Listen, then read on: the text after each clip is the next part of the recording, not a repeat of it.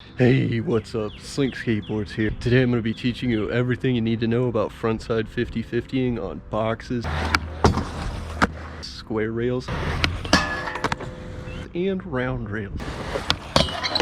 Gonna cover every little angle of this trick. Make sure you have a thorough understanding of it so that you can go out and learn it pretty easily. So let's get started. Took the time to whip this box together in about 5 minutes. Used pieces of my old desk. Most of you are probably gonna start with frontside 50-50s. I think it's most people's first grind trick. Most of the time people end up learning it on a box, probably something similar to this. Basically, all you need to know to be able to do this trick on a box is to know how to ollie. If you can ollie quite well, if you're comfortable with that, then it's all about taking your ollie to the next step.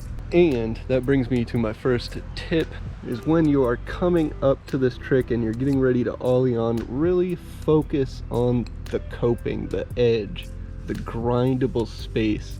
If you really keep your eye onto it, your mind and your body will follow. So that's secret tip number 1. Anyway, let me grab my board real quick. When you're coming at a box, you really don't want to come at it at too much of an angle. That might cause you to do something along those lines. It could be awkward, you might fall. You don't want that. But a little bit of an angle isn't gonna hurt. It's just you really want to get that straightforward momentum going. If you're coming at it at too sharp of an angle, you're gonna keep on going with that angle. Weird stuff's gonna happen. You're just gonna want to get on here, keep your weight nice and straight, don't do anything weird with your shoulders. And lastly, as you approach the end, you're gonna start to put a little bit more weight on your tail here and give it a little pop off or nudge. I recommend practicing popping off of it, because why not make it look cool, right? And that'll help lead to learning other tricks out of it as well. I'm struggling to be able to talk right now. Anyway, here's some clips of the box at the skate park, and I'm going to go ahead and point out a few common problems you might have and how to avoid them. And I'm also going to test out this box. Why not see if this thing works? This is probably one of the most common problems, and probably one of the most dangerous problems as well, and that's landing with too much weight in toe side. As you can see, it makes it kind of awkward to dismount. So you might have thought that was a land. Nope, wrong. Both trucks didn't lock in at the same time, and if that's happening to you, it doesn't count. Strive for perfection. That's what it's supposed to look like. And hey, once you get it, just keep on practicing, lock it in, pun intended. And everybody does it a little bit different, and that's the freaking wonder of skateboarding. That's what makes it great. Yeah, so really your main focus is just to make sure that your wheels are locking into the edge of that coping, and you should be having no problems. However, if you are ollieing too much over and you're getting a wheel on top there, that can cause some sliding issues depending on how slick the surface is. Same kind of issues can arise if that happens in the front of the board. So that's something you really want to avoid. Really want to just ollie into it and push those wheels in. Feel that nice lock in. You're gonna feel it when it happens, and it's gonna be great, y'all. And honestly, it's not gonna take you very long to get good at this, I don't think. And you're probably gonna get bored at some point, which is when you should step it up to a square rail, bro or sister. If you're lucky, you know somebody who has a square rail like this, or you have one at your skate park. Anyway, y'all, if you're trying to get comfortable with it, just put it at the lowest setting, and the same things basically apply. Let me switch some things around real quick. To sum up square rails, basically the wider it is, the less you're gonna have to balance, the easier it is to just kind of stand on. And obviously the thinner it is, the more you're gonna have to balance it, the more you're gonna have to pinch your trucks. And that also applies to round rails. I'll talk about that later. Anyway, so if you remember what I was talking about earlier about coming at something at an angle, your body is going to want to keep that momentum at that same angle that you entered the rail on. That can cause you to dismount early. You don't want that. So remember to come up to the rail as parallel as possible. But you can keep a little bit of an angle, just figure out what's controllable for you.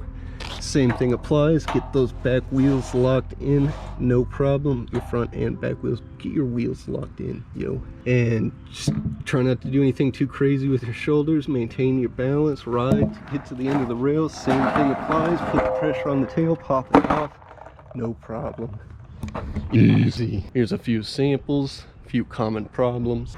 Focus on getting your weight properly centered onto the rail, and remember to pop that tail when you get to the end. Throw those things together and voila. Sometimes weird things happen, but if you just kind of play it cool, sometimes you can get away with things. That's like a shouldn't be alive moment. So anyway, y'all, eventually square rails are just gonna become too freaking easy. You're gonna get bored, y'all. And you're gonna wanna step it up once again. So now it's time to hit up the round rails. They're probably one of the most challenging forms of this trick, but once you get the hang of it, it actually becomes quite comfortable, quite easy.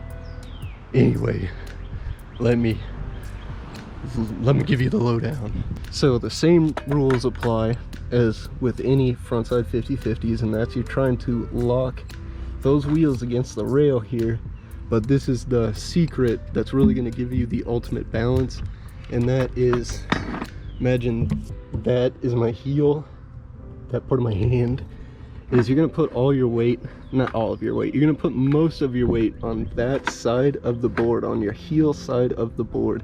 And that's what's going to give you a solid lock-in on a round rail. Trust me, it'll feel way more comfortable than you think. And once you get it, it's like riding a bike, except it's not at all like riding a bike. Anyway, check out these examples I got at the skate park. I'm still working on them, just trying to get them perfect. But I thought I would share all the tips I've learned along the way, and hopefully it helps you learn them. Due to the chaotic nature of round rails, I mean, you're probably gonna shin. There's a chance you're gonna get hurt. Just remember, going into this, you're going into battle, and with battle, there's risks. But with risks, there's rewards.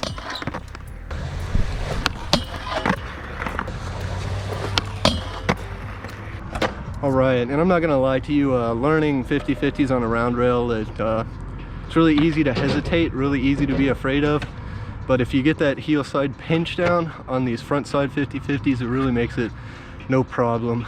You just gotta practice. You might shin, you might fall on your back, you might break your ribs and puncture your lungs, and then your mouth might start foaming with blood.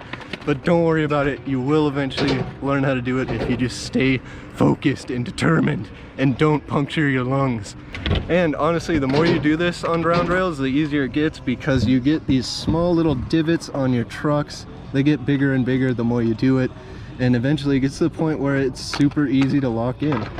And by that time, you'll probably be used to maneuvering your shoulders and getting on the rail properly. So anyway, those are all my tips. Hope you learned something.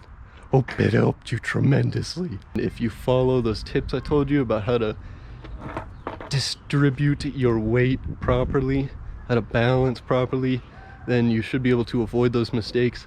But hey, mistakes happen. Make sure you're eating, make sure you're freaking hydrated, y'all, and go learn some cool tricks. Thanks for watching, and I'll see you later.